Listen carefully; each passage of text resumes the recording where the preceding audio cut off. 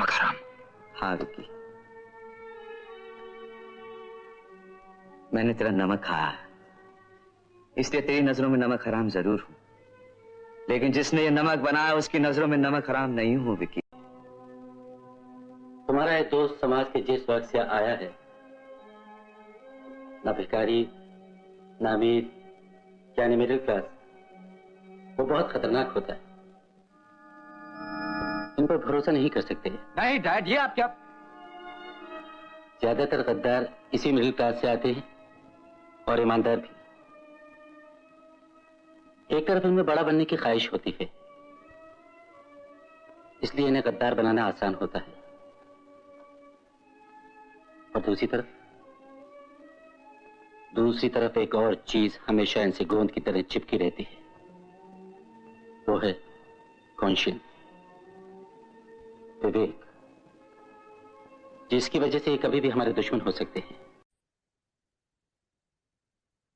Hello दोस्तों, एक बार फिर हम लोग तैयार हैं यहाँ पे फर्स्ट लास्ट शो में एक और फिल्मी बातचीत को लेके। सबका बहुत बहुत स्वागत है। साहिल, क्या हाल है? क्या चल रहा है मेलबर्न में? मैं अच्छा हूँ साकिब भाई। आप कैसे हैं? काम थोड़ा बिजी होता जा रहा है, बट ये वाली एपिसोड के लिए मैंने कल रात को, हमारा टॉपिक है जो है उसकी फिल्म नमक हराम देखी। और हमारा स्टैंडर्ड क्वेश्चन, और क्या देखा आजकल नया तुमने? अभी तो फिलहाल मैंने नमक हराम 2 बार देखी इस पॉड के लिए। और उसके अलावा मैंने अभी ऐसे ज़्यादा कुछ नहीं देखा है रिसेंटली। मैंने एक फिल्म देखी थी लास्ट वीक, वो है थेल्मा एंड लुइस। और डेड मैन वॉकिंग भी देखी थी कुछ वक्त पहले। तो सुजान सारंडन और की 1-2 मूवीज देखी। पर हाँ, फिलहाल हिंदी में तो मैंने नमक हराम 2 बार देखी। सलमान लुइस, आप क्या? ये तो ब्रैड पिट की पहली फिल्मों में से एक है ना? हाँ, ये ब्रैड पिट की पहली फिल्मों में जीना से एक डेविस और फिल्म। कौन है उसमें? हाँ हाँ, जीना डेविस और सुजान सारंडन और हार्वी अच्छा। कीटल, ब्रैड पिट और ओके ओके। रिडली स्कॉट की मूवी है।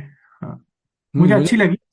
अच्छा, हाँ मैंने आज तक देखी नहीं है फिल्म। हाँ ये एक तरह ट्रिविया क्वेश्चन जैसे है कि भाई ब्रैड पिट की डेब्यू थी शायद इसमें। हाँ, ब्रैड अ, पिट का छोटा सा रोल है, पर हम्म। हाँ, फिल्म तो उस जमाने के हिसाब से आई थिंक दोनों फीमेल लीड्स हैं, और कोई मेल ऐसा खास लीड नहीं है उसमें। हाँ, और मैंने आप क्या देख रहे हैं आजकल? रॉकी और रानी देखी अभी 1-2 दिन पहले। वो जैसे अच्छा अमेजोन प्राइम पे है यहाँ। अच्छा। पता नहीं, तो करण कैसी जौहर लगी इज आपको? बैक वगैरह, पता नहीं क्या। नहीं, मज़े की थी, जिस तरह की फिल्म थी उसमें कोई इतनी प्रॉब्लम नहीं हुई। क्योंकि वो सिनेमा उनका वैसा है। पर मेरे हिसाब से ये काफ़ी उनकी फिल्मों से बेहतर फिल्म है। अच्छा, अ, तो मैंने अभी तक नहीं देखी रॉकी रानी, और मैं भी ओटीटी पे आने का वेट कर रहा हूँ, और ओटीटी पे देखूंगा। और एक और फिल्म है जिसका मैं इंतजार कर रहा था, फाइनली वो आई थिंक अमेजोन प्राइम पे अवेलेबल है। आई थिंक क्लिंट ईस्टवुड की डायरेक्टोरियल डेब्यू थी, प्ले मिस्टी फॉर मी। तो ये फिल्म मैंने देखनी है पर मौका ही नहीं लग रहा देखने का। बट आई थिंक इस पॉडकास्ट के बाद इस वीकेंड शायद मैं फिल्म देखूं। और जो करीना कपूर का नई नेटफ्लिक्स फिल्म आई है, जाने जा, जिसमें जयदीप अहलावत और विजय वर्मा है, उसका भी प्लान है देखने का। मैं ओके, हैरान हूँ हाँ, तुमने अभी मैंने तक नहीं देखी वो फिल्म। मैंने जाने जा देख लिया, मैंने जाने जा देख ली, मुझे और फिर ठीक लगी। बोला नहीं उसके ऊपर से कि देखिए।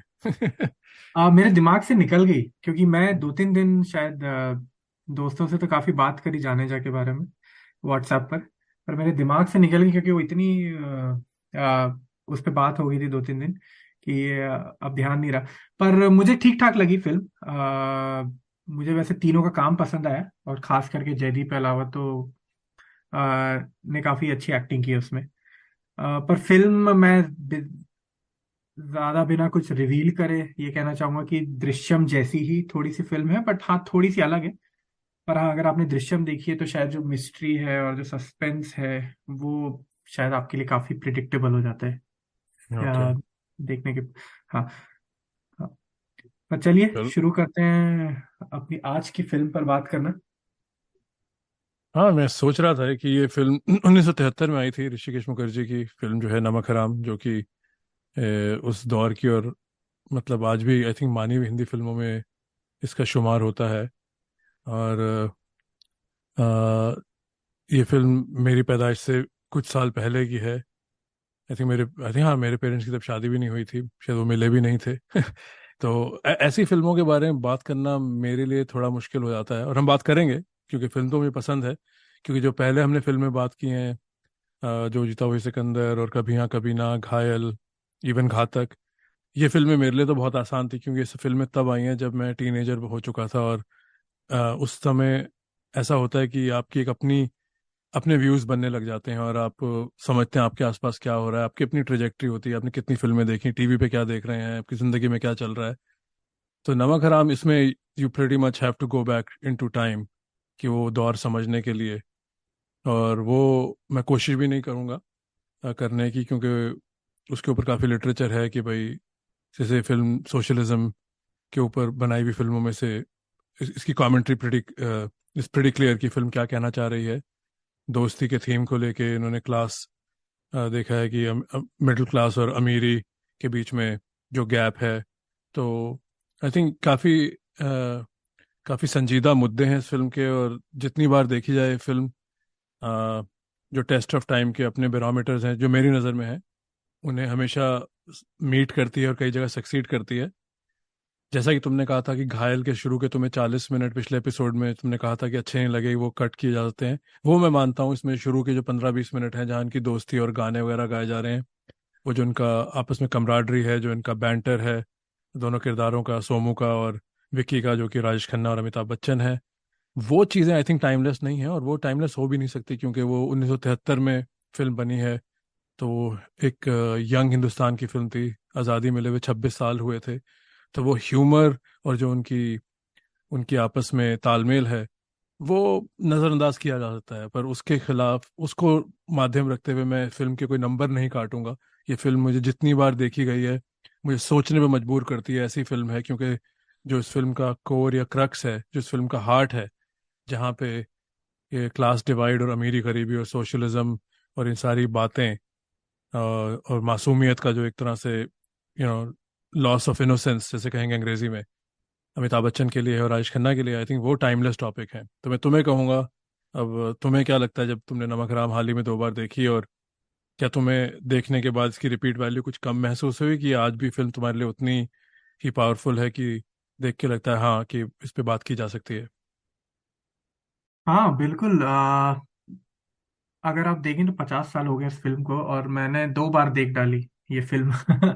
और मुझे तो आज भी उतनी ही अच्छी लगी जितनी मैंने पहली बार शायद 90s में कभी देखी थी। और उसके बाद भी मैंने काफी बार देखी है ये फिल्म। तो ये फिल्म मुझे काफी पसंद है। और जैसा कि आपने कहा कि कहानी तो दो दोस्तों की है, पर उस पे बहुत ही एक लाइक कह दीजिए बहुत हैवी सोशल कमेंट्री है पूरी फिल्म में। और वही फिल्म का मेन थीम है। और उसके अलावा फिल्म के जो किरदार हैं, ना सिर्फ अमिताभ बच्चन और राजेश खन्ना, पर जो बाकी किरदार हैं, कि अंगल, ओम शिवपुरी, रजा मुराद, अ, सिमी गरेवाल, मुझे लगता है सबके लिए कुछ ना कुछ है फिल्म में, और सबको आप याद रखते हैं। और जब आप फिल्म देख देख के निकलते हैं या देख लेते हैं, तो आपके जहन में ये सारे किरदार आपके रहते हैं कुछ समय के लिए। और उसके अलावा मुझे लगता है गाने भी, आ, खास करके 3 गाने तो मैं कहूँगा आज भी बहुत आ, ज्यादा पॉपुलर हैं। दिए जलते हैं, नदिया से दरिया, और मैं शायर बदनाम। और गानों के बारे में भी मैं बात करना चाहता हूँ कि किस तरह से मतलब वो गाने कहानी के बारे में काफी कुछ कहते हैं। पर हाँ, मेरे लिए तो बिल्कुल टाइमलेस फिल्म है। और शायद 2 सवा 2 घंटे की फिल्म है। और कहीं पे भी मतलब मूवी छोड़ने का मन नहीं करता है, कि आपको ये नहीं लगता है कि ये मूवी यहाँ पे छोड़ दूं। क्योंकि जिस तरह की लिखाई है फिल्म की, मुझे तो काफी पसंद है। और शायद इसीलिए हमने ये चुनी भी है फिल्म बात करने के लिए। हाँ, जब हमने चुनी थी मुझे पिक्चर, मेरा इस फिल्म का रिश्ता ऐसा ही है जैसे कि जब अमिताभ की फिल्मों के साथ मेरी, जैसे मैंने पहले पॉडकास्ट में बोला है कि शुरुआत हुई थी वीसीआर पे फिल्में देखना और फिर सिनेमा वगैरह पे जाना घर वालों के साथ।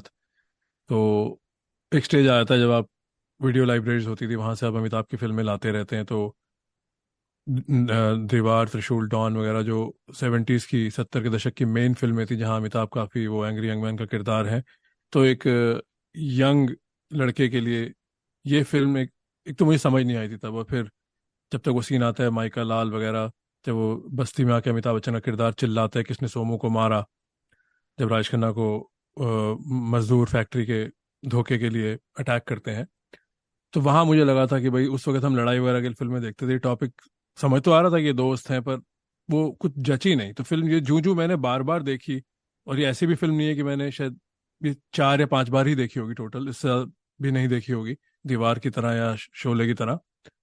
तो ये फिल्म जूं जूं मैं बड़ा होता गया तब मुझे ज्यादा समझ आई, और अभी कोविड में जब देखी थी मैंने तब तो मुझे बेहद पसंद आई, और अब इस पॉडकास्ट की तैयारी के लिए देखी तो मुझे उतनी ही पसंद आई। तो ये डेफिनेटली एक मेच्योर ऑडियंस के लिए थी। मेरी अपनी ट्रेजेक्ट्री में तो इस फिल्म की कोई जगह भी नहीं थी शुरू में, जब मैं 19-20 साल तक का भी था मैंने इसको दोबारा टच भी नहीं किया था। पर ऋषिकेश मुखर्जी ने आई थिंक काफ़ी पैगाम है जो टाइमलेस है। तो अगर इस फिल्म की कहानी को डाइसेक्ट किया जाए तो तुम्हें क्या लगता है, दोस्ती की कहानी है, क्लास डिवाइड की कहानी है, दोनों चीज़ों की कहानी है, किसका पलड़ा भारी लगता है तुम्हारे नज़रिए में? आई थिंक जो सेंट्रल मेरे हिसाब से कॉन्फ्लिक्ट फिल्म का आता है वो तो दोस्ती पर ही है। कि और मैं जहां से देखता हूँ मुझे लगता है लॉयल्टी वर्सेस कॉन्शियंस की मूवी है। कि दो गहरे दोस्त हैं और बिल्कुल जो उनके बीच जो डिवाइड है वो सिर्फ एक क्लास का है। और खास करके एक सीन है जिसमें सिमी ग्रेवाल और कहती भी है कि उसे तुम्हारी अगर उसे तुम्हारी क्लास में रहना था तो उसे तुम्हारे जैसा ही होना था। और राजेश खन्ना की मैं कहूंगा कि एक कहानी राजेश खन्ना की है कि वो किस तरह से इवॉल्व होता है उसकी राजेश खन्ना का कैरेक्टर किस तरह से इवॉल्व होता है। तो मैं समझता हूँ कि कहानी दो दोस्तों की है पर हाँ इसमें बहुत सारी चीजें हैं और जिस तरह की पॉलिटिक्स है और जिस तरह की जो आइडियोलॉजी है वो काफी क्लियर है और काफी इन योर फेस है कि वो क्या कहना चाह रहे हैं। और यू आपको समझ में आ जाता है कि डायरेक्टर का झुकाव किस तरफ है। अ, पर मुझे बहुत सारी चीजें इसमें खास करके शुरुआत में भी जो फिल्म एक सेट की जा रही है जो आपको एक सेटिंग दी जा रही है कि पहले तो आपको शुरू में ही पता चल जाता है कि राजेश खन्ना के कैरेक्टर इज ऑलरेडी डेड। और उसके बाद बिपिन लाल हैं और सिमी ग्रेवाल उनको जेल में लेने आते हैं। और उसके बाद से वहां पे जैसी फिल्म शुरू होती है तो बिल्कुल एक जो डिस्कशन है सिमी ग्रेवाल और अमिताभ बच्चन का जिसमें वो सोशलिज्म के ऊपर बात करते हैं। मुझे लगता है कि बड़े अच्छे तरीके से वो एक जो प्रिविलेज आदमी है एक स्पॉइल्ड ब्रैट है अमिताभ बच्चन उसके नजरिए से और सिमी ग्रेवाल जिसको आज के जबान में हम कह सकते हैं शैंपेन सोशलिस्ट जो। और वहां पे वो अमिताभ बच्चन उन्हें कहते भी हैं कि सोशलिज्म की बातें तो मुझे बिल्कुल अच्छी नहीं लगती खास करके एक करोड़पति की बेटी के मुंह से। तो वहां पे एक बात की जाती है उस पॉलिटिक्स की और उसके बाद से फिर वो उनकी दोस्ती पर आ जाती है और किस तरह से फिर अमिताभ बच्चन हर्ट होते हैं जब विपिन लाल उनसे लाइक उन्हें लगता है कि मेरी बेइज्जती कर दी है विपिन लाल ने।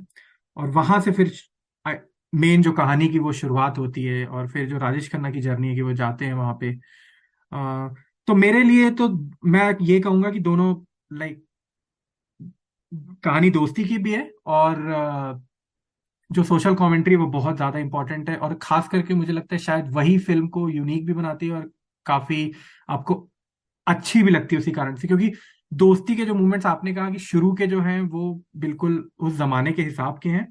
पर उसमें भी एक आध जिस तरह से उन्होंने वो सीन सेट किया है कि उसे चमचा बोला जाता है बार बार राजेश खन्ना को अमिताभ बच्चन का। तो वो सब चीजें दिखाई गई हैं पर जो दोस्ती का एक एंगल है मैं समझता हूँ थोड़ा सा वीक है जो सीन सेट किया गया है। पर पर सोशल कमेंट्री आपके साथ रहती है उस फिल्म की। हाँ, आई थिंक मैं सोच रहा था तुम्हारे जब तुमने इतनी सारी बातें कही, पर्सनल मैं तो अपने हिसाब से ही बोल सकता हूँ जो मुझे समझ आई फिल्म पिछले 3 साल मैंने 2 बार देखी है। तो आई थिंक दोस्ती एक ऐसा कपड़ा, ऐसा जेवर है जो सबने पहना है कहीं ना कहीं, राइट? बहुत ही कम लोग होंगे जिनकी अच्छी दोस्तियां नहीं हुई होंगी। क्यों? तो दोस्ती इट हिट्स पर्सनल, राइट? वो आप कहीं ना कहीं, पता नहीं तुम कैसे देखते हो, पर आजकल मेरा ऐसा कुछ हो गया है कि एक तो मैं डाइग्रेस बहुत करता हूँ चीज़ें देखते हुए सुनते हुए, मैं हर चीज़ को अपने पर्सनलाइज कॉन्टेक्स्ट में चला जाता हूँ। शायद ये मे बी अभी तुम मिड 40s में आए नहीं हो, तो ये आई थिंक ये मिड लाइफ क्राइसिस है जो भी इसे कहा जाता है। तो इसमें दोस्ती, ऐसी दोस्ती भी कोई ऐसा रिश्ता है जैसे बाप बेटे का या माँ बेटे के घर वालों की तरह। दोस्ती एक बड़ा ही अजीम और एक बहुत ही दिलचस्प रिश्ता है। तो आई थिंक उसमें दोस्ती का एक इम्तिहान है इस फिल्म में। तो और सोसाइटी अक्सर ऐसे हालात, जैसे तुम आइडियोलॉजी कहो या पॉलिटिक्स कहो या हमारे नज़रिए कहो, एक स्टेज के बाद ये कहीं ना कहीं ये सारी चीज़ें दोस्ती का इम्तिहान लेती हैं। तो आई थिंक ये फिल्म उसी में बहुत मुकम्मल फिल्म है कि 50 साल बाद भी जो इश्यूज और जिस बारीकी से जो इसका स्क्रीन प्ले है, जहाँ जहाँ जहाँ इनके डायलॉग्स हैं, वो बहुत क्रिस्प हैं। अब जैसे तुमने सिमी ग्रेवाल के कैरेक्टर को बताया कि इस फिल्म में फीमेल कैरेक्टर्स का कोई इतना रोल नहीं है कि टिपिकल 70s की फिल्मों में से होगा, जहाँ पे कि it's male dominate character film की दो दोस्तों की कहानी है और फिर उनको उनकी दोस्ती को क्लास डिवाइड और जो भी पैसे, अमीरी गरीबी, middle class versus upper class की जो लड़ाई है, उसका इम्तिहान है।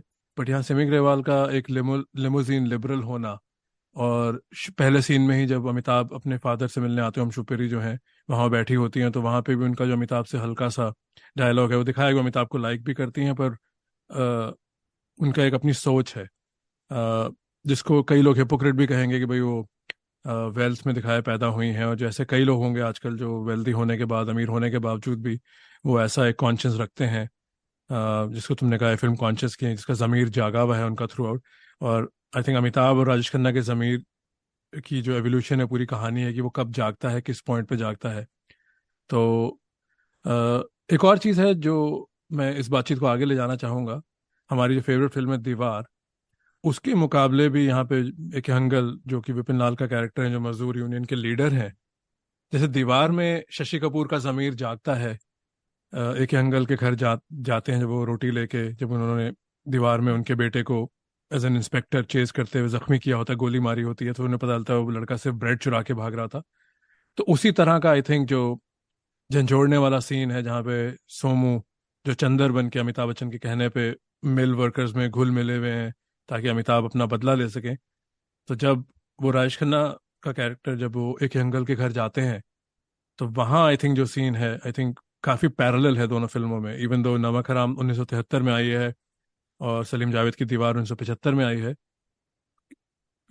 तो मैं तुमसे कहूँगा, तुम्हें इन दोनों सीन्स की क्या सिमिलैरिटी लगी? जब तुम्हें, मुझे पता है दीवार का सीन बेहद पसंद है, तो तुम्हें लगा वही सीन था जहाँ पे फिल्म का पिवटल टर्निंग पॉइंट है, जहाँ से राजेश खन्ना के कैरेक्टर की एक जो लीनियर ट्रेजेक्ट्री है कि वो बड़े हो गए हैं और उनको अब समझ आ गया है कि जो दुविधा है, जो कॉन्फ्लिक्ट्स हैं, जिनको पहले वो विकी की कार में बैठ के निकल रहे थे, उनको चीज़ें दिख नहीं रही थी, अचानक उनको गरीबी और अचानक उनको सारी वो दुनिया की तकलीफें अब क्लियर दिखने लग रही हैं। उनकी उनकी नज़र से वो चश्मा उतर गया है। जो दोस्ती तो नहीं कम हुई, पर उनकी वो इनोसेंस वहाँ से बिल्कुल, इनोसेंस लॉस है वहाँ पे। तो क्या मानना है तुम्हारा उन दो सीन्स की जो कंपैरिजन है, और क्या क्या वो वैलिड कंपैरिजन है जो मैं कर रहा हूँ? बिल्कुल। मुझे लगता है कि मुझे दोनों सीन बहुत पसंद है, दीवार वाला। पर दीवार का मैं बस ये कहूंगा कि वहां पे वो एक इंसिडेंट होता है शशि कपूर के साथ, जहां पे उनकी आंखें खुलती हैं या जहां उन्हें वो रियलाइजेशन होता है कि दुनिया में काफी लोग जो जरूरतमंद लोग हैं उनके बारे में वहां पे उनका पहली बार मुझे लगता है सामना होता है। वो खुद भी जरूरतमंद रहते हैं, पर आई थिंक उन्होंने उतनी करीबी से नहीं देखी होती है, क्योंकि वो एक तरह से अमिताभ बच्चन और निरूपा राय ने उन्हें क्या कहते हैं, शील्ड करके रखा था और उनको सब कुछ दिया लाइफ में। पर यहाँ पे मेरा मानना है कि वो काफी इंपॉर्टेंट सीन है नमक हराम में भी, जब वो एके अंकल के घर आते हैं। और खास करके वो जो डायलॉग है एके अंकल का, कि जब वो ये कहते हैं कि, जब राजेश खन्ना कहते हैं कि दुनिया में इतनी गरीबी क्यों है, तो एक एंगल कहते हैं कि शायद पहली बार देख रहे हो क्या। तो वो सीन काफी हिट करता है आपको, कि वो जब डायलॉग है कि आपको समझ में आते है कि जब आप करीब से देखते हैं किसी चीज को, तब आपको उसका रियलाइजेशन बहुत ज्यादा होता है। पर यहाँ पे राजेश खन्ना के कैरेक्टर के बारे में मैं ये कहूंगा कि वो एक स्लो इवोल्यूशन होता है। वहां तक आते आते जब वो उनके घर आते हैं, तब तक उनको रियलाइज, मतलब वो कर चुके होते हैं कि और वो उसी लिए आते हैं उनके घर पर कि वो ये कहने आते हैं कि आप फिर से यूनियन लीडर बन जाइए और मैं रिजाइन कर रहा हूँ। क्योंकि बहुत सारे आप मूवमेंट्स देखेंगे वहां पे कि जो उनकी रजा मुराद के साथ बातचीत होती है, फिर जो वर्कर करीम रहता है जिसके हाथ कट जाते हैं, और उसकी फैमिली और उसकी माँ और आती है और उनको दुआ देती है, तो वहां पे उन्हें और बार बार आई थिंक जब कैमरा उनके ऊपर फोकस करता है तो आप नोटिस कर सकते हैं कि यू कैन सी कि Rajesh Khanna is changing, he is understanding their pain, कि वहां पे जो लोग रह रहे हैं वो सही में बिल्कुल सताए हुए लोग हैं और परेशान लोग हैं, basically they are have nots of the society. तो उस सीन तक आते आते मुझे बस ये लगता है कि वहां तक आते आते एक इवोल्यूशन हो चुका रहता है राजेश खन्ना का। पर हाँ, वो सीन मुझे बेहद पसंद है, और उनकी जो बेटी भी आती है, और फिर जिस तरह से यहाँ पे एके अंकल की खास तारीफ करनी चाहिए कि इस तरह के रोल में वो बिल्कुल ढल जाते थे। और मेरे ख्याल से एके अंकल का शायद लेफ्टिस्ट एक बैकग्राउंड भी था, और वो शायद उनके परफॉर्मेंसेस में वो झलकता भी था कि वो जो ऑनेस्टी थी और जो ईमानदारी थी काम में, वो जिस लहजे से वो कहते भी हैं, जब वो लाइन में फिर से दोहरा रहा हूँ कि क्या गरीबी पहली बार, शायद पहली बार देख रहे हो। उसके अलावा मैं ये कहूंगा कि आपने सिमी गरेवाल के कैरेक्टर के बारे में जो बात कही, हाँ, इस फिल्म में जो फीमेल कैरेक्टर्स हैं काफी वीकली रिटर्न है और उनका कोई उतना बड़ा रोल नहीं है। पर सिमी गरेवाल का एक सीन मुझे अमिताभ बच्चन के साथ बड़ा पसंद है, कि जहाँ पे अमिताभ बच्चन उन्हें ये कहते हैं कि तुम बहुत अक्लमंद हो, और एक अक्लमंद लड़की के साथ दोस्ती करना बहुत मुश्किल है। और मुझे लगता है ये काफी बड़ा स्टेटमेंट है 50 साल पहले भी और आज भी, कि जहां पे भी आपको अगर कोई, जो कि मेरे पास शायद राइट वर्ड्स नहीं है कहने के लिए, but the moment you see a woman who speaks for herself, और जिसके थोड़े से स्ट्रॉन्ग ओपिनियंस होते हैं, I think the men around them they start feeling a little uncomfortable. वो थोड़े से लाइक इची हो जाते हैं, और उन्हें वो थोड़ा सा, मतलब वो जो औरत है अगर वो बहुत खुल के अपने विचार व्यक्त करती है तो उन्हें थोड़ी सी तकलीफ होने लगती है कि ये ऐसे है, और हम उसको तुरंत जज भी करते हैं, और उसको स्पेशली हम एक लेबल देते हैं कि बहुत ओपन है या बहुत स्ट्रांग माइंडेड है, तेज है। तो ये, even though I don't know कि उस राइटिंग में वो कितना इंटेंडेड था, बट एटलीस्ट जब मैंने 2 बार ये फिल्म देखी है तो मुझे ये काफी स्ट्रांगली ये मैसेज दिखता है कि even though the characters are not very meaty, the women characters, पर ये एक स्टेटमेंट से काफी कुछ वो कहे जाते हैं औरतों के बारे में भी। नहीं, ये ब्रिलियंट पॉइंट है। काश ये पॉइंट मैंने रेज किया होता, but I think credit must go कि तुमने ये पॉइंट निकाला है। और बिल्कुल एस्ट्यूट बात है कि भाई 50 साल पहले भी गुलजार साहब, ऋषिकेश मुखर्जी, जिन लोगों ने भी बैठ के स्क्रीन प्ले और ये डायलॉग्स वगैरह पे काम किया और कहानी बतानी चाहिए, तो डेफिनेटली कहानी में उन लोगों की जो प्रोग्रेसिव बिहेवियर है, जो उनकी सोच है, जो अपने टाइम से बहुत आगे थी, वो झलक रही है। क्योंकि ये ऋषिकेश मुखर्जी सारी ऐसी फिल्में बनाते आ रहे हैं, चाहे वो मुसाफिर हो, सत्यकाम हो, अभिमान हो, मिली हो। उनकी फिल्मों में एक ज़बरदस्त एक मैसेज होता है जो उस टाइम के, आज के टाइम की जो मेन स्ट्रीम कहेंगे उससे हटके होता है। आजकल शोर तो बहुत है इक्वालिटी का, पर हम सब अपने गिरेबान में झांक के देखें कि भाई अच्छी बात है, इक्वालिटी की बात करनी चाहिए, पर हम कितने इक्वल हैं। चाहे वो वुमेन पावर हो, उनको आगे लेके आना हो, चाहे कोई भी मसला हो। और दूसरी बात यह है कि भाई कहने से शुरुआत होती है, बट आई थिंक ये तुम्हारा बिल्कुल बहुत एस्ट्यूट ऑब्जर्वेशन है कि ये सिमी का जो, और जो अमिताभ का जो डायलॉग है, आई थिंक ये काफ़ी अहम है। और अपने टाइम से तो बिल्कुल 50 क्या 100 साल पहले की बात है एक तरह से। इतनी इतनी इतनी आगे हैं अपने टाइम से कि आज भी कई जगह ये वाली बात, कितनी सोसाइटीज़ में, चाहे हिंदुस्तान हो चाहे अमेरिका हो, कहीं भी ये वाली बात लोगों को हजम नहीं होती। लोग घुमा फिरा के तो ज़रूर कहेंगे कि नहीं नहीं मैं ऐसा नहीं हूँ, पर जब आपको कहना पड़ रहा है आप ऐसे नहीं हो, तो उसका मतलब आपके दिमाग में कहीं ना कहीं सबकॉन्शियस में बात छुपी है। और बिल्कुल रेखा जो इतनी खुद इतनी सक्षम कलाकार है, वो आई थिंक वो यहाँ पे थोड़ा वेस्ट ही हुई हैं, क्योंकि वो रोल कोई भी कर सकता था।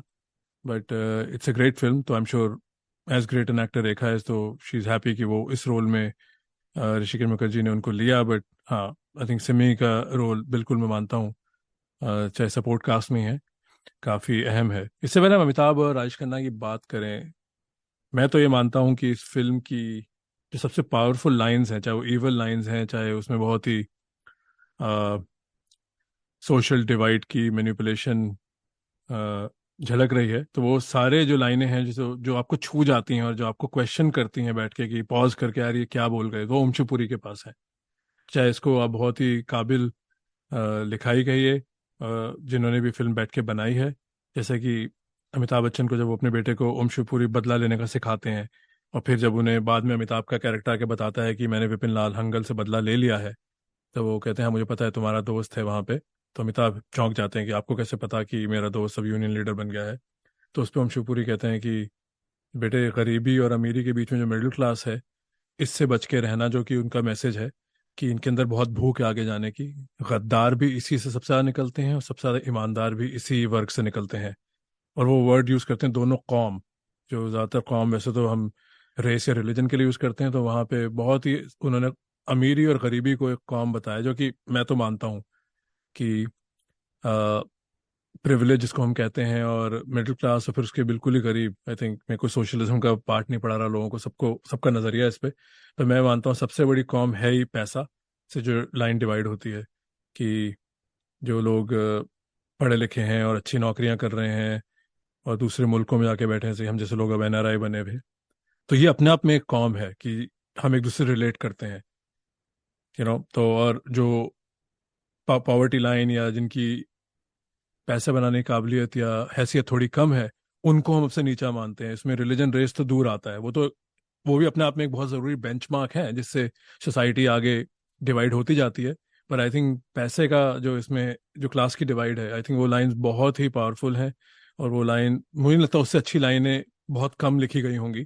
और इस कॉन्टेक्स्ट में जो फिल्म सोशलिज्म और कैपिटलिज्म की लड़ाई है और दोस्ती की लड़ाई है, वहाँ पे वो अपने बेटे को जो एक एक ज्ञान दे रहे हैं कि तुम्हें साहूकार या तुम्हें फैक्ट्री वर्कर्स को कैसे दबाना है और मालिक बन के कैसे रहना है, आई थिंक वो आपको छू जाती है और लगता है कि ये आज भी सच है।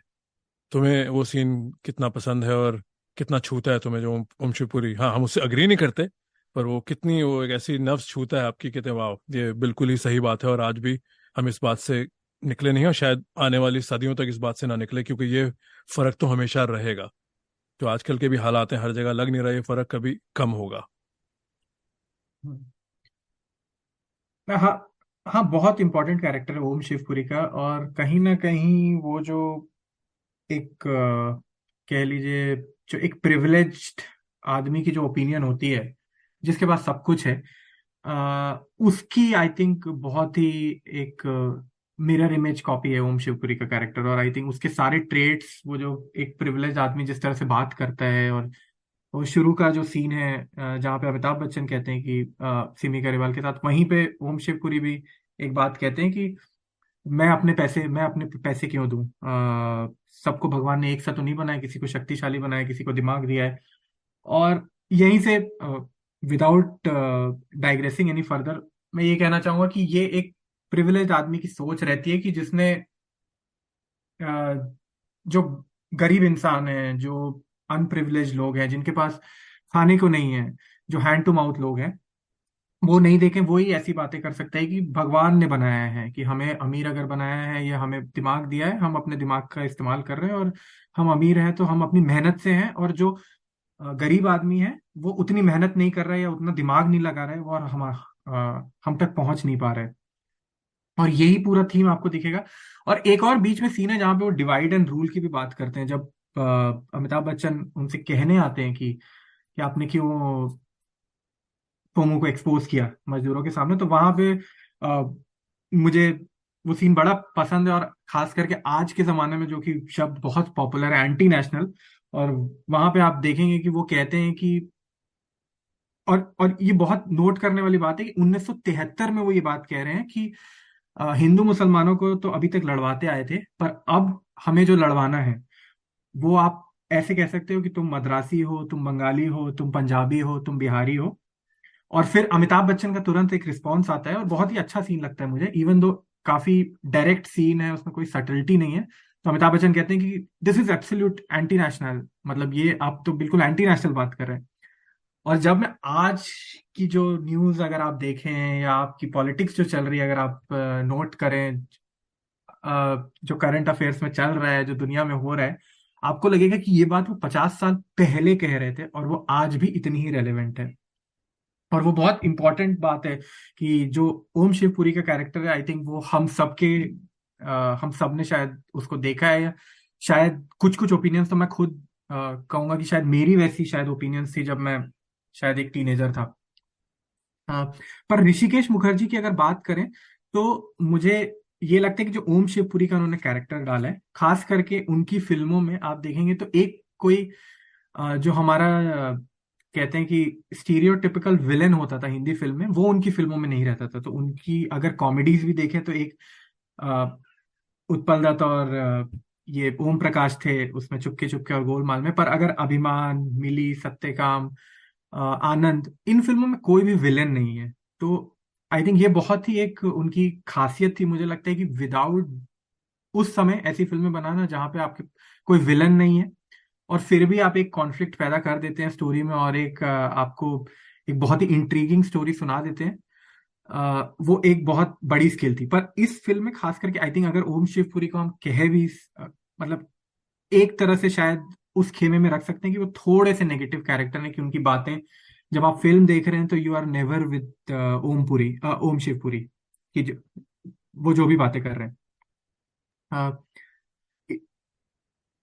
आपको ये जो मैंने बात कही कि ओम शिवपुरी के बारे में, अ, आपको क्या लगता है कि खास करके जो ऋषिकेश मुखर्जी की फिल्मों में हमने जो ये कैरेक्टर्स, स्पेशली जो ओल्ड कैरेक्टर्स देखे हैं, मुझे ऐसा लगता है कि हमेशा ऋषिकेश मुखर्जी उन पे एक ताना कसते हैं या फिर उनको थोड़ा सा नेगेटिव लाइट में दिखाते हैं कि स्पेशली गोलमाल हो गया, चुपके चुपके हो गए, जहां पे उत्पल दत्त का कैरेक्टर थोड़ा सा ओल्ड माइंडसेट का है, वैसे ही ओम प्रकाश का कैरेक्टर भी थोड़े से ओल्ड माइंडसेट का है। और यहाँ पे ओम शिवपुरी को भी हम देखेंगे कि वो थोड़े से पुराने ख्यालात के रखते हैं। और जो ये 50-55 साल का आदमी होता है, उसके ऊपर मुझे लगता है कि ऋषिकेश मुखर्जी जो कह लीजिए जो एक फादरली फिगर होता है या जो बेसिकली पेट्रियार्क होता है फैमिली का, उसको वो टारगेट करते हैं। तो आपको भी ऐसा लगता है कि कहीं ना कहीं ये उनकी मतलब फिल्मों में झलकता है, या आपका कुछ और नजरिया है इसके बारे में? नहीं, मेरा ये मानना है, तुमने जो इस सवाल से पहले ओम शिवपुरी के किरदार को थोड़ा टटोला और काफ़ी एक्सप्लोर किया, आई थिंक जवाब वही है कि जैसे तुमने कहा कि इनकी फिल्मों में विलन नहीं होते थे, तो आई थिंक सारी बात सोच की है। अब हम तुम्हारी लाइफ में, मेरी लाइफ में, जो सुनने वाले हैं, जो जो हम बड़े होते हैं और लाइफ हमसे डिफरेंट तरह के सवाल पूछती है, तो हमारी लाइफ में कोई नेसेसरीली कोई विलन तो है ही नहीं जिससे हम लड़ रहे हैं, जिसकी हम डाउनफॉल प्लॉट कर रहे हैं, जिससे हम बदला ले रहे हैं। वो सब कहानियां बहुत पसंद है मुझे। मतलब लोग कहेंगे क्या हिपोक्रेट है, अमिताभ का फैन है और अब उस कहानी को गिरा रहा है। बट जो दीवार की कहानी है कि भाई किसी ने ये लिख दिया, वो ऐसा नहीं कि लोगों के साथ गलत हुआ नहीं है, पर बहुत सारे ऐसे लोग हैं जिनकी लाइफ बस इसी में बीत जाती है, बस बड़े हुए, स्कूल गए, नौकरी की, शादी की, सेटल हुए, राइट। ये जो पूरी साइकिल है। और यहाँ कहीं ना कहीं हमें कुछ लोग टकराते हैं हमारी जिंदगी में जिससे हमारे को थोड़ा बहुत इशू होता है, पर हम किसी को विलन नहीं कहते। तो आई थिंक वो ही मैं इसका जवाब समझता हूँ। तुमने खुद ही एक्सप्लेन किया था, जो ऋषिकेश मुखर्जी सोशल इश्यूज पे आप बात कर रहे हैं, तो सोच है सबसे बड़ा यहाँ पे विलन या हीरो। तो सारी बस ये बात सोच की है कि हमें कितनी कौन सी बात हमें कब समझ आ गई। कई लोग हैं जिनको एक जीने का तरीका है, उनको कई बातें काफी टाइम तक समझ नहीं आती। मैं अपने आप पे ही कहूंगा, जैसे मैं भी जब यहाँ आया था, मेरी सोच अमेरिका में शुरू में काफी डिफरेंट थी, काफी डिफरेंट मुद्दों पे मैं हैरान हूँ मेरी सोच थी। पता, मैं 19, 20, 21, 22 साल का था। आज जब मैं उस बात को देखता हूँ तो मेरी सोच काफी अपने नजरिए से तो इवॉल्व हुई है। आज भी कई लोग कहेंगे कि तुम इतने प्रोग्रेसिव नहीं हो, कई लोग कहेंगे भाई तुम ढकोसले, तुम हवा में तीर चलाते हो, पर मैं अपने आप को अपने आप से ही कंपेयर करूंगा। तो आई थिंक सारा जो दारोमदार है वो सारा सोच का ही है कि हमारी एवोल्यूशन क्या है। तो आई थिंक यही, और उसमें चाहे वो तुम कहो मेल पेट्रियार्क हैं, तो हाँ, ज़्यादातर सोसाइटी में जो फादर का है, जो हेड ऑफ द फैमिली का दर्जा है, और वहीं आई थिंक सोसाइटल नॉर्म्स में जब बच्चे बड़े होते हैं फिर वो चैलेंज करते हैं बाप दादा की दी हुई सोच। तो चाहे वो गोलमाल हो या कोई और, जैसे उत्पल दत्त की भी कोई फिल्म हो जहाँ पे वो लाइट हार्टेड बात कर रहे हैं, तो उसी को चैलेंज किया जाएगा। और यहाँ पे ओम शिवपुरी, जो कि एक साहूकार, एक फैक्ट्री ओनर हैं, जो वॉर पे भी फायदा बनाना चाह रहे हैं, जैसे कि उन्हें पता है कि वॉर होने वाली है, कोई वर्ल्ड वॉर नहीं है, वो कहते हैं तो हमें पैसा बनाना है क्योंकि यही टाइम है पैसा बनाने का, 8-10 दिन की विंडो है। जो लड़ाई होने वाली है आई थिंक इंडिया पाकिस्तान में, तो हमें इस पे पैसा बनाना है। तो आई थिंक ये तो उनकी उनकी मैं क्रिस्प फिल्म मेकिंग, और जो तुमने कहा 50 साल पहले भी उनकी इतनी अहेड ऑफ इट्स टाइम सोच थी, वो उसका नज़रिया है। ये फिल्में एक यंग ऑडियंस को, जो मेरे साथ बड़े हो रहे थे, हमें दीवार, त्रिशूल, काला पत्थर में जो एक वो अमिताभ की अब्रेसिवनेस है, और जो उनकी वो नॉन चलांट एटीट्यूड है कि जो बिल्कुल बिंदास है, वो परवाह नहीं करते, जिस पे कितनी कहानियां लिखी गई हैं, उसके मुकाबले ये थोड़ा एक मेच्योर टॉपिक था। तो आई थिंक जवाब वही है, तुमने खुद जवाब दिया बड़ी बेखूबी से। तो मैं इस फिल्म की बात को आगे वहां से लेके जाना चाहता हूँ कि भाई अब जो दो फिल्म के कैरेक्टर्स हैं, राजेश खन्ना ट्रेडिशनल में हीरो हैं कि भाई उनका जमीर जागता है, जमीर जागना या कमिंग ऑफ एज जो हम कितनी बार बात कर चुके हैं, वो एक बड़ी लीनियर ट्रेजेक्टरी है कि उनको चमचा ही बोला गया है। तो तुम्हें राजेश खन्ना का काम कितना पसंद आया इस फिल्म में? क्योंकि मैं उनका इतना बड़ा फैन नहीं हूँ, पर मुझे लगता है उनका काम काफी सॉलिड है इस फिल्म में। एक्सेप्ट वो जब ए के हंगल के घर जाते हैं, जहाँ उनकी आंखें खुलती हैं, वहां मुझे वो सीन, अगर मैं दीवार के शशि कपूर से कंपेयर करूं, और लोग कहेंगे भाई क्यों कंपेयर कर रहे हो, पर मुझे सिमिलैरिटी दिखती है। तो वहां मुझे शशि कपूर का जो रिस्पॉन्स है ए के हंगल और उनकी वाइफ के साथ, जब वो उनको रोटी दे के जाते हैं दीवार में, वहां मुझे उनका काम बहुत पसंद आया। और वहीं से फिर उन निर्णय कर लेते हैं कि वो विजय वर्मा जो उनका भाई है, उसके पीछे जाएंगे और उसको पकड़ेंगे, और फर्ज को आगे रखेंगे, अपने भाई और अपने रिश्ते को पीछे रखेंगे। यहाँ पे राजेश खन्ना की जो जो कैरेक्टर लिखा हुआ है, वो तो बहुत ही बेहतरीन है कि भाई सोमू कैसे छोटी एक छोटे से उसमें 2-3 किस्से होते हैं और उससे उनका जमीर जाग जाता है। और जमीर भी एक ऐसी चीज़ है जिसको जगाने में बहुत साल लग जाते हैं कई बार। बट मुझे लगा उनका काम वहां पे थोड़ा हल्का है उस सीन में, पर ओवरऑल आई थिंक काफी उम्दा काम है। तुम क्या कहना चाहोगे राजेश खन्ना की ओवरऑल परफॉर्मेंस में इस फिल्म में? मुझे राजेश खन्ना का काम इस मूवी में अच्छा लगा। मुझे लगा कि जहां जहां उन्हें जो नोट्स हिट करने चाहिए, वहां पे उन्होंने वो हिट किए हैं। कहीं पे भी देखते हुए मैं थोड़ा, जैसे कि हो जाता है कि कहीं पे आप अ, जब किसी की एक्टिंग देखते हैं थोड़ी सी, जहाँ पे इंटेंस एक्टिंग है या जहाँ पे वो जो रियल सेल्फ रियलाइजेशन हो रहा है, वहां पे मुझे लगा कि वहां पे उन्होंने जस्टिस किया है रोल के साथ। अ, और ओवरऑल मुझे उनका काम अच्छा लगा, इवन दो मैं आपसे एग्री करता हूँ कि उनके रोल को जिस तरह से लिखा गया उसमें उतना स्कोप नहीं है कि वो बहुत उम्दा काम कर सकते थे, क्योंकि एक ट्रैजेक्टरी, और आई थिंक कहीं ना कहीं वो फिल्म के हीरो हैं कि, और आपकी सारी सिंपैथी उन्हीं के साथ रहती है हमेशा फिल्म के दौरान। पहले से तो, क्योंकि जैसे कि हमने उस सीन के बारे में बात करी कि शुरू में ही उनको चमचा बोला जा रहा है, तो कहीं ना कहीं आपको ये रियलाइज हो जाता है कि वो गहरे दोस्त है, कि वो अपने दोस्त का फायदा नहीं उठा रहे हैं, वो उनकी दोस्ती है गहरी, और वो कोई चमचागिरी नहीं कर रहे हैं अपने दोस्त की। और वहीं से आई थिंक उनके साथ एक सिंपैथी सी बन जाती है, और फिर वो आपके साथ पूरी फिल्म में रहती है एंड तक, जब तक उनका कैरेक्टर रहता है। पर मैं आपसे पूछना चाहूंगा कि अमिताभ बच्चन के परफॉर्मेंस को लेके, क्योंकि ये जितना हमने पढ़ा है दोनों ने, उस दौर को जिया नहीं है, पर जितना पढ़ा है कि ये काफी पिविटल फिल्म है, उस दौर की, जंजीर के बाद आई है। और काफी लोग इसे मानते हैं कि this was one of those films which showed कि Amitabh Bachchan is going to be the next big thing, या उन्होंने अपनी थोड़ी सी झलक दिखाई लोगों को कि इसमें पोटेंशियल है कुछ बड़ा करने की। पर मैं जब अब इतनी सारी फिल्में देख लेने के बाद मुझे ऐसा लगता है कि कहीं कहीं वो थोड़े से लाउड हैं शुरुआत में, अमिताभ बच्चन। और अगर आप बाद की उनकी जो फिल्में देखें, ये त्रिशूल, काला पत्थर, दीवार, वहां पे वो क्राफ्ट को बहुत अपनी समझ चुके हैं। और यहाँ पे अभी भी वो थोड़े से रॉ हैं, नमक हराम में शायद वो नाप नहीं पाए हैं कि किस तरह की एक्टिंग करनी है, खास करके शुरुआत में। लेकिन मैं कहूंगा कि जो एंड तक आते आते अमिताभ बच्चन की ट्रेजेक्टरी नमक हराम में, that really blows me away. और वो सीन बचपन में तो अच्छा लगा ही था, जो वो सीन है कि है कोई माइका लाल जिसने अपनी माँ का दूध पिया है। अ, वो सीन मैंने बार बार देखा है, और शायद मैंने बहुत बार रिविजिट किया, और मुझे आज भी वो बहुत एंगर बड़ा पसंद है। वो जिस तरह से बाहर निकल के आते हैं, उनके चलने का तरीका, और जिस तरह से वो उस समय वो लोगों को एक पूरे मॉब को टारगेट कर रहे हैं। और ऐसा एक सेम सीन वो खाकी में भी करते हैं, जो कि 2003 की मूवी है। तो मुझे वो चीज बहुत पसंद आई थी उनकी, कि जब वो एंड में निकल के आते हैं वहां से। हम्म। तो अमिताभ बच्चन का जो कैरेक्टर है वो मुझे लगता है कि उसमें थोड़ी सी आप इस पे और बात करिए कि क्या वो कैरेक्टर थोड़ा बेटरली रिटर्न है, even though it is kind, बहुत सारे लोग कहेंगे कि वो फिल्म के हीरो नहीं है, फिल्म के हीरो या जो मेन लीड है वो राजेश खन्ना है। पर आप क्या समझते हैं कि अमिताभ बच्चन का कैरेक्टर थोड़ा सा ज्यादा कॉम्प्लेक्स है प्ले करना, क्योंकि उसमें आ, बहुत सारे वेरिड इमोशंस दिखाने उन्हें। बिल्कुल।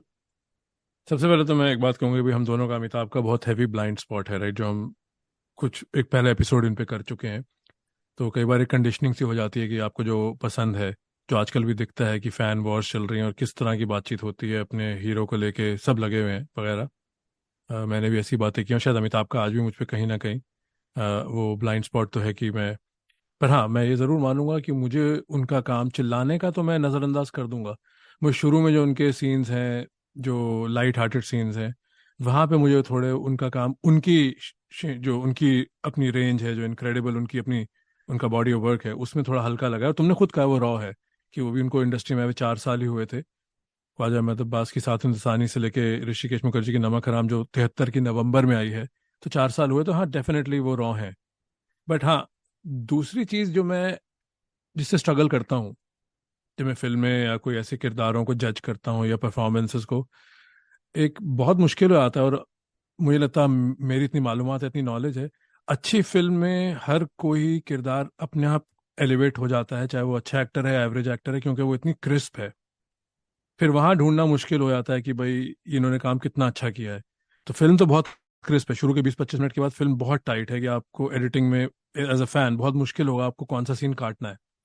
तो उसमें मैं ये मानूंगा कि अमिताभ का काम डेफिनेटली सेकंड हाफ में थोड़ा बेटर है, क्योंकि उनका जो किरदार है, उनका जमीर का जागना और फिर सोना, जागना जमीर का, जैसे कहते हैं ना कि झलक आती जमीर की, फिर जमीर सो जाता है, फिर अचानक उनकी साइकिल है राजेश खन्ना से डिफरेंसेस होना। और वो जो तुम्हारा वाला जो तुमने अभी सीन की बात की, वो सीन में मैंने बहुत कॉम्प्लेक्सिटी नोट की। जैसे वो आते हैं पहले तो गुस्से में आते हैं, सबको देखते हैं, फिर बाहर निकल के आके कौन माई का लाल है जिसने माँ का दूध पिया वगैरह वगैरह, मेरे दोस्त को मुझसे बात करो, राइट। और फिर जब अंदर जाते हैं और जब सोमू बस्ती में रहना चूज करते हैं, आई थिंक वो अमिताभ की स्पेशलिटी है, जो गुस्से में हेल्पलेसनेस में जो उनका इमोशन है कि तुम मेरे साथ आ रहे हो कि नहीं, जब अपना गुस्सा पी भी रहे हैं और आंखों में आंसू हैं, वो तो चीज हमने कभी जिंदगी में एक्टिंग नहीं की, वो तो चीज कई बार हुई है मेरे साथ भी कि भाई हल्का सा कहीं ना कहीं जब चीज मैं डिसअपॉइंट हो रहा हूँ, और मुझे गुस्सा भी उतना है और जितना मेरे को डिसअपॉइंटमेंट है। अब हम कलाकार तो है नहीं, पर जब आप देखते हैं वहां मुझे इनकी वो बहुत ही कामयाबी लगती है, कि उनकी एक्टिंग का मुझे सिग्नेचर मूव लगता है, चाहे वो इनकलाब का सीन हो, इसकी पहले ही मैंने बात की हो, चाहे वो ये नमक हराम का सीन हो, जब वो ड्यूअल इमोशन लेके आते हैं कि anger is being overtaken by disappointment. और फिर जो तुमने कहा जिस हिसाब से आए हैं, फिर वो जब जाते हैं बस्ती से, वो सर झुका के गुस्से में जाते हैं, शर्मिंदगी में। तो वो कैरेक्टर काफी आपको टेस्ट करता है। तब आपको लगा कि अमिताभ अब ये दुश्मनी की बात करेंगे, पर उसके बाद उनका कैरेक्टर इतना डीपली रिटर्न है कि उनकी एवोल्यूशन हो रही है और नहीं हो रही। और वो आई थिंक बहुत कामयाबी है स्क्रिप्ट की। जब सोमून से मिलने भी आते हैं तो फिर वो कहते हैं माँ ने लड्डू भेजे, तो उनका गिरबान पकड़ लेते हैं, कहते हैं खबरदार जो मेरे और तुम्हारे बीच में हो तुमने माँ को बताना। तो वो एक मेच्योरिटी है। इवन दो उसी सीन में राजेश खन्ना का जो किरदार है सोमू, जो कहते हैं विकी तू अभी बच्चा है और मैं बड़ा हो गया, तो और राजेश खन्ना के हिसाब से वो बड़े हो गए हैं। पर अमिताभ की जो ग्रोथ है, मुझे हमेशा डार्क कैरेक्टर या जो कैरेक्टर में शेड्स ऑफ ग्रे हैं, यार वो कैरेक्टर ज्यादा मुश्किल है। क्योंकि जमीर जाग गया और मैं दुनिया बदल दूंगा, वो तो इजी है कि भाई मैं खुद ही कह रहा हूँ, जमीर जागता नहीं है, कितने साल लग जाते हैं, कई बार पूरी जिंदगियां निकल जाती हैं और हम इश्यूज नहीं देख पाते, दूसरे का दर्द नहीं समझ पाते या अपनी गलती नहीं मान पाते। तो राज खन्ना की तो एवोल्यूशन है, वो हीरो है ट्रेडिशनल, किसी भी हॉलीवुड हो बॉलीवुड हो, कि भाई इनकी कहानी है, ये नमक हराम है, इन्होंने उनका पैसा खाया वगैरह वगैरह, अब ये गरीबों के लिए लड़ेंगे और अपनी जिंदगी कुर्बान कर देंगे। जो अमिताभ का कैरेक्टर है, वो कैरेक्टर रियल लाइफ हम सब जीते हैं, जहाँ कॉन्फ्लिक्ट है, इटर्नल कॉन्फ्लिक्ट है। तो वो आई थिंक कैरेक्टर बहुत ही खूबी से लिखा गया है। Will I call it his best performance? Probably not. पर एक जो 4 साल का बंदा इंडस्ट्री में है, जिसको 4 साल का एक्सपीरियंस है, 15 या 16 फिल्में की हैं जो भी, तो आई थिंक उन्होंने काफी बेखूबी से निभाया। यही कैरेक्टर वो 1975 या 76 में करते दीवार आ चुकी थी, तो आई थिंक जो उनका रेस्ट्रेन था, जो दीवार में उन्होंने जो टोन यूज किया पूरी फिल्म में कि वो गुस्सा बहुत कम करते हैं, तो अपनी आवाज नहीं उठाते, और वो उसी रेस्ट्रेन में उनके अंदर गुस्सा ज्वालामुखी की तरह बस रहा है, पर जो उनकी डायलॉग बाजी, चाहे वो पीटर से है चाहे डावर से है, किसी से, वो आराम से कहते हैं बात। तो आपको पता है दिस मैन मीन्स बिजनेस। तो वो बात नमक हराम में नहीं है, पर क्योंकि कहानी और किरदार इतनी बेहतरीन तरीके से आपकी अपनी क्या कहते हैं, आपकी अपनी जिम्मेदारी, आपकी अपनी नॉलेज दोस्ती की तरफ टेस्ट करता है, तो आई थिंक वहाँ तो मैं उनको बहुत ही, उनके किरदार को बहुत ऊपर रखता हूँ। कि और जैसे लोग कहते भी हैं कि भाई मेरे फादर ने बताया, तुमने भी सुना होगा अपने डैडी से या जो भी, कि यहाँ ये बेटॉन चेंज हो गया था, ऐश खन्ना का स्टारडम, और अमिताभ ने, जैसे कहते हैं ना, he was the next big thing, Amitabh ने वो चीज़ छीन ली थी उनसे। अब हम तो उस टाइम के हैं नहीं, तो पता नहीं एग्जैक्टली हुआ क्या था, पर कैलेंडर में तो हिस्ट्री के यही मार्क हुआ है कि अमिताभ वहां से उठे हैं। पर और एक और बात मैं कहना चाहूंगा उनके कैरेक्टर की डेप्थ की। जब सोमू फैक्ट्री में जाके ये लोग शबाज टिकल वगैरह पीते हैं, और वो सोमू आके बताते हैं राज खन्ना की ये चीजें चल रही हैं, तो उसके हाथ देख के अमिताभ कहते हैं, यार देख, तेरे हाथ भी मशीनों पे काम करके कितने वैसे हो गए हैं, सख्त। तो वो मुझे बहुत ही सीन छूता है, क्योंकि जैसे आजकल भी अमित वर्मा की पॉडकास्ट, हर जगह हम बात करते हैं सोसाइटी में कॉन्क्रीट और एब्स्ट्रैक्ट की। हमें हर उस चीज का दर्द और तकलीफ है जिसको हम जानते हैं, चाहे वो हमारा भाई हो, हमारा दोस्त हो, और मैं तुमसे कभी मिला नहीं हूँ, राइट? तुम्हारी कोई इश्यू होगा फोन पे, तुम मुझे बताओगे, तो मुझे हल्का सा एहसास हो जाएगा कि भाई जितनी हमारी दोस्ती है, हमारी वर्चुअल दोस्ती है, तुम्हें तुम्हारी तकलीफ का एहसास होगा, फिर मैं तुमसे फोन करके पूछूंगा, टेक्स्ट करके पूछूंगा। तुम फोन नहीं उठा रहे तो मैं इमेजिन करूंगा यार कुछ चल रहा है, राइट? तो वो बहुत ही आई थिंक एक पिवटल पॉइंट है कि भाई इस क्लास डिवाइड में, अमीर गरीबी में, या हमारी सारी दोस्तियों में भी, रियल लाइफ के, हम हर उस चीज का हमें एहसास है जो, जिसको हम छू सकते हैं, या जिसको हम जानते हैं, इसको समझते हैं।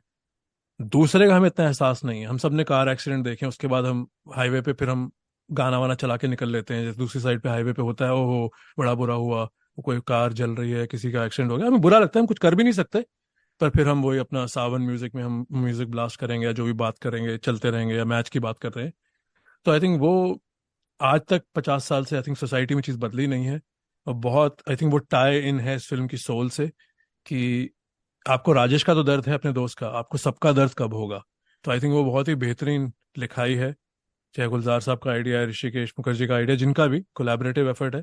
मुझे ऐसे सीन बहुत पसंद आते हैं जहाँ पे आप फोरकास्ट करते हैं कि आगे क्या होने वाला है, और फिर जो अमिताभ का एंड है, वो तो बहुत ही आई थिंक किसी ने सोचा नहीं होगा कि वो एक ही सीन में दिखाया है कि जब राजेश खन्ना की मृत्यु हो गई, और फिर वो कोर्ट में इकबाल जुर्म कर रहे हैं, अपने फादर का जुर्म अपने ऊपर ले रहे हैं, ताकि उनको लगता है कि भाई यही सबसे अच्छा तरीका है अपने फादर को सजा देने का, और उनको सबक सिखाने का, जो कि इतने पावरफुल और इतने पैसे वाले इंसान है, कि उन्होंने ये क्या किया है। तो तुम्हें क्या लगता है कि अमिताभ के सीन के बारे में जो मैंने कहा, कहाँ तुम सहमत हो, कहाँ तुम्हें लगता है कि मैंने कुछ सही नहीं पकड़ा, और तुम्हारा अपना व्यू क्या है? आई एम श्योर अमिताभ के बारे में तुम्हारे बहुत व्यूज हैं, तो तुम क्या कहना चाहोगे? हाँ, तो मैंने जैसे कहा कि अमिताभ का परफॉर्मेंस मुझे थोड़ा ऊपर नीचे लगता है, लेकिन हाँ, मूवी के एंड तक आते आते वही है कि वो एक क्रेसेंडो बिल्ड होता है, और लास्ट के जो 20 मिनट है वो पूरे अमिताभ बच्चन के ही हैं।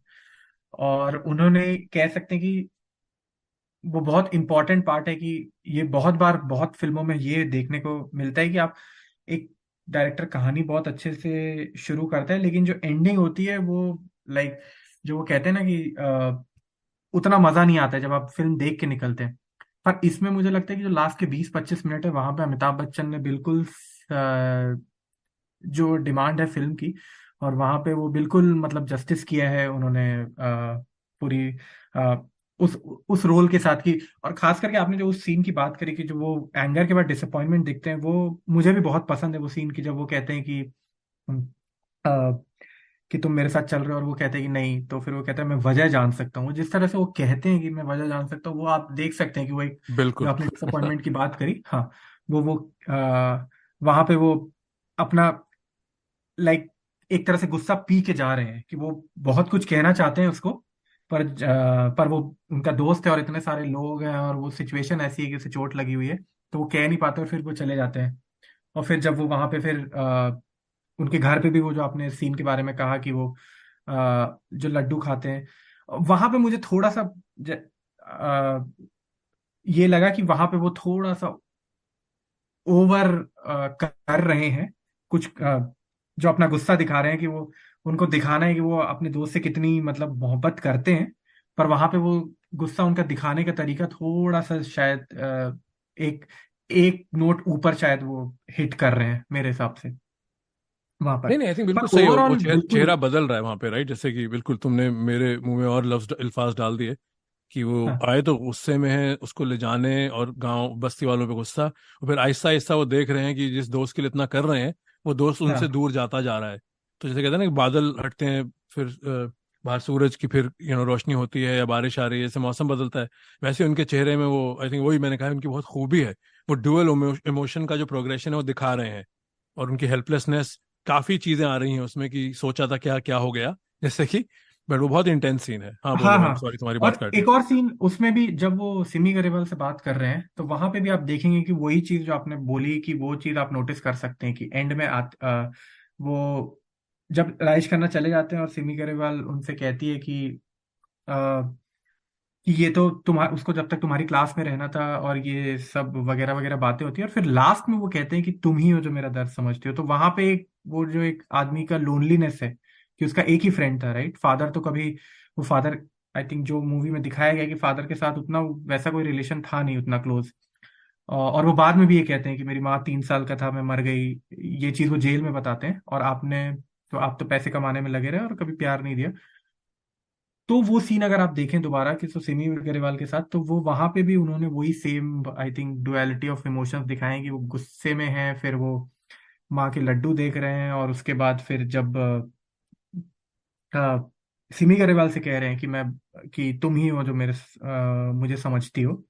तो मैं बिल्कुल वहां पे सहमत हूँ आपसे कि वहां पे तो अच्छी एक्टिंग की है। पर हाँ, पर वो जो उनका गुस्सा करने का स्टाइल है पूरी फिल्म में, शायद शुरू के सीन्स में, वो मुझे थोड़ा सा ओवर लगता है कि वो जिस तरह से फोन पे जब उनके फादर के बारे में बताया जाता है कि हार्ट अटैक आया है, या फिर जब भी वो मनमोहन का कैरेक्टर जो दलाल है वो आता है, वो जिस तरह से उससे बात करते हैं, वो शायद मैं समझता हूँ कि थोड़ा सा एक जैसा कि मैं कह रहा हूँ कि एक नोट ऊपर पकड़ के वो शायद हाँ, वो उन्होंने एक्टिंग ग्रेजुअल की नहीं है। है, वो जैसे कहते हैं प्री कंसीव हाँ घुसे हैं कि उनको ये सीन देना है, तो सीधा वो उस पे गुस्से के स्केल पे 1 से 10 पे सीधा 10 पे ही घुसते हैं। तो हाँ जूं जूं वो मेच्योर हुए आगे जाके, और उन्होंने बहुत अच्छा काम किया है 1-2 साल के बाद ही इस फिल्म के, तो वहाँ हाँ जैसे मैंने दीवार का, त्रिशूल, काला पत्थर में जो उनकी एपिटोम ऑफ कूलनेस है कि वो अपनी आवाज रेज ही नहीं करते, शत्रुघ्न सिन्हा पूरा चिल्ला रहे हैं, ये कर रहे हैं वो कर रहे हैं।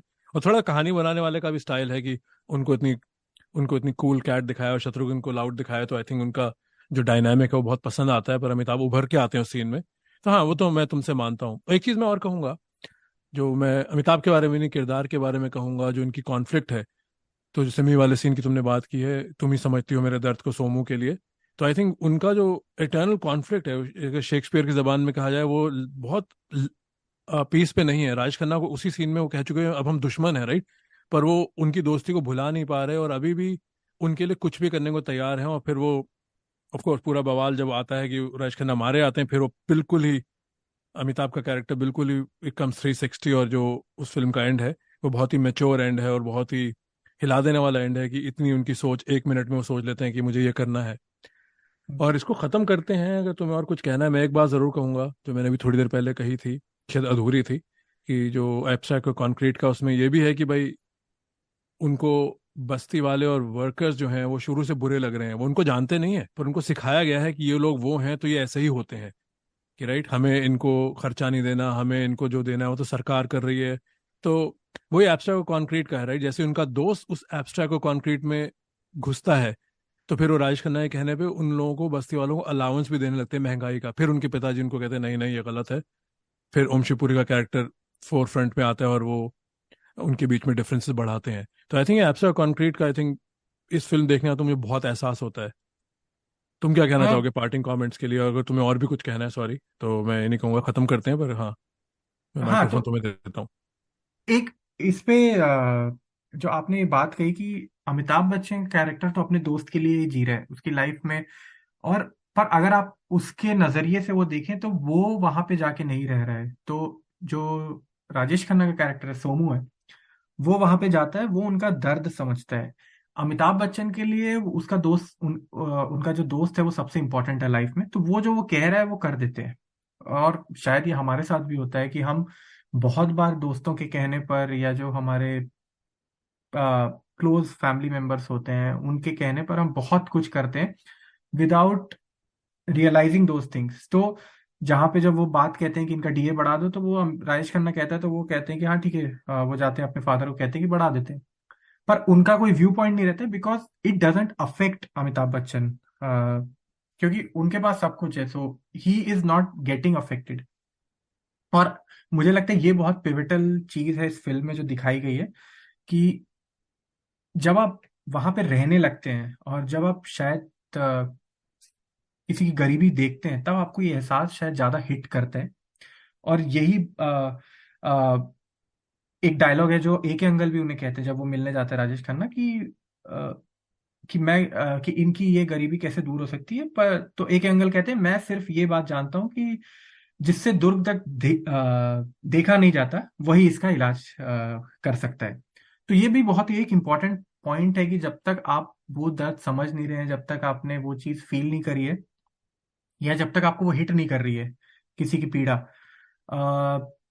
तो आप उस चीज से अफेक्ट नहीं होंगे, and you will be like indifferent towards it, right. बिल्कुल। और बहुत सारी हमारी जो आइडियोलॉजी है, या जो पॉलिटिक्स है, या हमारी जीवन जीने का तरीका है, आई थिंक इस पर निर्भर करता है कि हमें जो चीज नहीं अफेक्ट करती है, शायद उसके बारे में हम नहीं सोचते। वो हम एक हमारा जो क्या बोलते हैं कि 10,000 फीट व्यू होता है, क्योंकि हमने वो चीज कभी देखी नहीं है, तो वो हम दर्द समझ ही नहीं पाते हैं कि जो दूसरा बंदा कह रहा है। तो मैं ये समझता हूँ कि ये तो इस फिल्म से एक, अगर आप मैसेज कह लीजिए या सीख ले लीजिए, वो बहुत बड़ा मैसेज है कि अनलेस यू पुट योरसेल्फ, और ये बहुत ही क्लीशेड बात है, you put yourself in the other person shoes, then only you realise कि भाई कि उनके साथ क्या हो रहा है, या बिल्कुल। उनकी तकलीफ क्या है। तो और एक चीज मैं और कहना चाहूंगा कि इस फिल्म का जो सेंट्रल कॉन्फ्लिक्ट है, वो लॉयल्टी और कॉन्शियंस का है। और खास करके मैंने भी ये नोटिस किया है, और हम सब के दोस्त रहे हैं, और हम सब की शायद कुछ ना कुछ बातों पे डिफरेंस आते हैं, शायद आइडियोलॉजिकल डिफरेंसेस, पॉलिटिकल डिफरेंसेस, किसी भी चीज पर आपके डिफरेंस आ सकते हैं। तो एक मुझे जो इस फिल्म में बहुत ही खास बात ये लगती है, और शायद बहुत सारे लोग इस बात से रिलेट भी करेंगे, कि आपकी बहुत सारी गहरी दोस्ती होती है, और सालों की दोस्ती है, और शायद दोस्तों ने आपकी मदद की, आपने उन दोस्तों की मदद की है। पर एक पॉइंट आता है जहां पे आपका कॉन्शियस कहता है कि नहीं, कॉन्शियंस कहता है ये कि नहीं, ये सही नहीं है। और वही राजेश खन्ना के साथ होता है, कि अगर आप देखें तो शायद पूरे उनके परिवार का खर्चा अमिताभ बच्चन चला रहे हैं, और उनकी सारी देखभाल उनकी फैमिली की वो कर रहे हैं। पर जब वो देखते हैं कि इन गरीबों के साथ जो हो रहा है, तो वहां पे उनका जो जमीर है, वहां पे वो ओवर पावर कर जाता है उस चीज को। और उनके लिए भी बहुत डिफिकल्ट है कि अपने दोस्त को ये कन्विंस करना आ, कि मैं जो कर रहा हूँ वो सही है, क्योंकि वो उनका दोस्त वो चीज समझ नहीं पा रहा है। पर उनके लिए मैं समझता हूँ ये भी एक इंसान के लिए बहुत डिफिकल्ट एक डिसीजन होता है, कि जो आदमी ने आपके लिए इतना कुछ किया है लाइफ में, आप उसके खिलाफ जा रहे हो। तो ये स्टेप लेना, आई थिंक जो सेंट्रल कॉन्फ्लिक्ट मूवी का है, वो शायद उस मूवी को मेरे हिसाब से बहुत लाइक उम्दा बनाता है। हाँ बिल्कुल। आई डोंट थिंक मैं इससे कुछ अच्छा कह पाऊंगा। मैं रिपीट करना नहीं चाहता, तुमने कहा है, फिर तो वो रेपिटेशन हो जाएगा। बट हाँ, आई थिंक ये कसौटी है, ज़मीर और लॉयल्टी, भरोसा। आई थिंक उसी पे दोस्ती और ये जो सोसाइटल लड़ाई है अमीरी गरीबी की, यहाँ पे क्लास डिफरेंस की, जिसका नाम नमक हराम है, आई थिंक बहुत ही कामयाब फिल्म है, और बहुत हाँ। ही टाइमलेस फिल्म अ, है। कामयाब तो नहीं कहूँगा, कामयाब तो आजकल जो चल रहा है वो होता है, बट आई थिंक अच्छी फिल्म है, तो हाँ। जिसके बारे में हम घंटों बैठ के बातें कर सकते हैं। एक चीज और मैं कहना चाहूंगा साकिब भाई, जो रजा मुराद का कैरेक्टर है, और मुझे ये तीन जो मेन कैरेक्टर्स हैं अमिताभ और राजेश खन्ना के अलावा, मुझे रजा मुराद, ओम शिवपुरी और ए के अंगल की अ, एक यूनिक बात ये लगती है कि एक ए के अंगल का कैरेक्टर है कि जो सताया हुआ कैरेक्टर है, बट वो स्टिल लड़ रहा है, और वो स्टिल होपफुल है कि कभी होगा। और वो फिर ये बात भी कहता है कि कुछ तो, जब हमको ये रियलाइज हो जाएगा कि कौन हमारे असली नेता है, उस दिन शायद गरीबी हट जाएगी और हमारी सिचुएशन बेहतर होगी। और एक तरफ रजा मुराद है जिसने गिव अप कर रखा है, जो सिर्फ शायरी करता है और शराब पीता है, और उसने गिव अप मार दिया है। और वो खुद ये बात भी कहता है कि वो जब अपनी डायरी देता है राजेश खन्ना को, कि ये जिसने लिखी है ये कोई और था, ये बातें। और he has lost complete hope, और उसे कोई होप नहीं है। और जो तीसरा कैरेक्टर है वो ओम शिवपुरी का है, जो कि बिल्कुल ही जो एक कैपिटलिस्ट ग्रीड वाला बंदा दिखाया गया है। तो ये जो तीन डिफरेंट कैरेक्टर्स हैं, इनके नजरिए से भी अगर हम फिल्म देखें तो ये तीन मतलब काफी इंपॉर्टेंट कैरेक्टर्स हैं फिल्म में, जो बिल्कुल आप कह लीजिए कि तीन अलग अलग आइडियोलॉजी के और जीवन जीने का तीनों का तरीका अलग है। तो मैं हाँ, समझता हूँ कि लाइफ ये लेसन्स हैं भी ये कि किस याद तरह के। यादगार कैरेक्टर्स हैं। हाँ। हाँ। बिल्कुल। नहीं, आई थिंक बहुत सही बात कही, और ये लाइफ लेसन्स है कैसे हम सब लाइफ से उलझ झुलझते हैं, कैसे हम लाइफ को सॉल्व करना चाहते हैं। हाँ। तो बिल्कुल आई थिंक तुमने सही एक एंगल और रज़ा मुराद को सही डाला कि सिमिलर मुश्किलों से किस तरह लड़ा जा रहा है। और ये और नहीं कि हम उनको इंडिविजुअल लें, I think they represent larger sect of people, कैसे लोग गरीब हैं, सताए हुए हैं। तो दो माइंड सेट हैं, जो भी वजह रही हो, कि भाई एक तो कि गिव अप करके मायूस नाराज होके हो गए, और कहना आसान है कि हर बंदा लड़ भी नहीं सकता, पर आई थिंक ये दो सोचें, दो डिफरेंट मुख्तलिफ सोच दिखाई हैं कि कैसे इन समस्याओं से लड़ा जाए। और जो ओम शिवपुरी का कैरेक्टर तो खैर है ही कि भाई जो अन्नदाता बने हुए हैं और जो सोसाइटी चला रहे हैं, जो ऊपर बैठे हुए हैं, जिनके लिए कितना ही पैसा कम है, और वही जो क्लासिक डिवाइड है। हाँ। और एक बात जो मैंने शुरू में कही थी कि जो इस फिल्म के गाने हैं, और खास बात ये है कि फिल्म लिखी गुलजार और ऋषिकेश मुखर्जी ने है, लेकिन जो लिरिक्स हैं वो आनंद बख्शी के हैं और म्यूजिक आर डी बर्मन का है। तो मुझे नहीं लगता कि आगे जो आने वाली लाइक 1973 के बाद कितनी ऐसी फिल्में हैं जहाँ पे गुलजार ने कहानी लिखी है और उन्होंने खुद गाने नहीं लिखे हैं। तो शायद कि अपने आप में एक यूनिक फिल्म होगी। पर एक जो गाना है जो कि मेरा बहुत बेहद पसंदीदा गाना है, दिए जलते हैं, वो भी उस जमाने के हिसाब से मैं समझता हूँ कि जब कहानियां लिखी जाती थी तो गाने की एक इम्पोर्टेंस होती थी, तो गाना भी एक फिल्म की कुछ कहानी बयां करता था। और जो ये लाइन है, दौलत और जवानी एक दिन खो जाती है, वो भी आई थिंक बहुत एक इम्पॉर्टेंट, मेरे ख्याल से म्यूजिक भी लाइक बहुत इंपॉर्टेंट रोल प्ले करता है म्यूजिक, और खास करके ये गाना की जो आपकी वो जो हमने कहा कि जो शुरू के 20-25 मिनट है कि आप जो दोस्ती सेट कर रहे हैं, उसमें ये गाना बहुत पिवटल पॉइंट पे आता है, जब उसकी राजेश खन्ना की बहन कहती है कि तुमको सब चमचा कहते हैं, और फिर वो ये गाना याद करता है और ये बातें होती हैं कि जो आपकी दोस्ती है वो टाइमलेस है, और बाकी तो सारी चीजें ट्रांजिएंट है आपकी लाइफ में। तो ये ये भी मतलब एक खास बात है इस फिल्म की कि अगर आपने फिल्म नहीं भी देखी है तो शायद गाने तो मेरे हिसाब से किसी ना किसी ने ये किशोर कुमार को ये 2 या 3 गाने तो जरूर सुने होंगे। नहीं, 2 घंटे 11 मिनट की या 12 मिनट की फिल्म है, तो बिल्कुल आई थिंक अहम है ये बात कि मैं तो हमेशा मानता हूँ अगर गाना कहानी को आगे लेके नहीं जा रहा, तो इतने गाने देख लिए, अलग से उसकी एल्बम रिलीज कर दो। कहानी में गाना ना उलझाओ, कहानी को पीछे ना लेके जाओ। मैं वैसे इतना डिस्ट्रैक्टेड हूँ तो मैं तो गानों के बिना रह सकता हूँ। हाँ, पर मैं नहीं कह रहा मुझे गाने पसंद नहीं है, हिंदी फिल्म के गाने ही मेरा प्रेफर्ड चॉइस ऑफ म्यूजिक रहा है ओवर द इयर्स। तो गाने तो चाहिए, पर गाने के अलग से आप रिलीज कर दीजिए एल्बम, अगर गाना कहानी को आगे नहीं लेके जा रहा। अगर गाना सिर्फ आपने डाला एंटरटेनमेंट के लिए, सही है, वो भी एक डिफरेंट किस्म की फिल्में हैं और लोगों को चाहिए, तो उसके बारे में मैं इतना नहीं कहूँगा। पर अच्छी फिल्म में जहाँ एक बड़ी बात कही जा रही है, अनलेस गाना, जैसे तुम साहिल ने कहा, अनलेस गाना कहानी को एक्सप्लेन कर रहा है, कहानी को आगे लेके जा रहा है, वरना फिर ना डालो, क्योंकि उस फिल्म की रिदम टूटती है। तो काफ़ी बातें हो गई साहिल, हमने 1 घंटे से ऊपर बात की, और आई थिंक इसको यहीं रोका जाए, और होपफुली सुनने वाले बताएं हमने क्या बोला, उनको नमक हराम कैसी लगी। उम्मीद करते हैं आप सबने देख रखी है फिल्म, और उम्मीद करते हैं इस पॉडकास्ट के बाद आप आधी रोक के इसको दोबारा देखेंगे, क्योंकि मज़ा तभी आएगा बातचीत को आगे बढ़ाने का। हम आपकी फीडबैक का इंतजार करेंगे जब आप भी दोबारा ये सीन देखें और आपको ये सीन छुएं, और आपसे सीन सवाल पूछें कि इस फिल्म में क्या चल रहा है जो आज भी चल रहा है।